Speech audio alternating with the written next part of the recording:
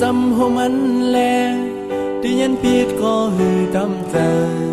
ที่เมื่อยันไกลไล่ล้อมมองไว้ก็ยังจู้เตใจสั่นเตก็มองหับซ้ำเหมือนไปหูโด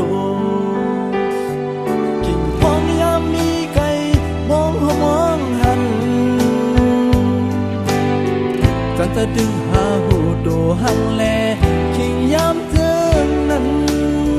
ถ้าหักหล่นออกเป็นปุ่นก็เร็วสั่งว่าบ่ทำนางปีเตอานลาความหักตานางเขียนตีฮอดถึงหิมสู่ปันเงาแรงหักยืนสู่บ่เพื่อปีไหลหูล่องพายพื้นสู่น้องบ่มีก็ดีเศร้าห่มเจ้าใจหักน้อง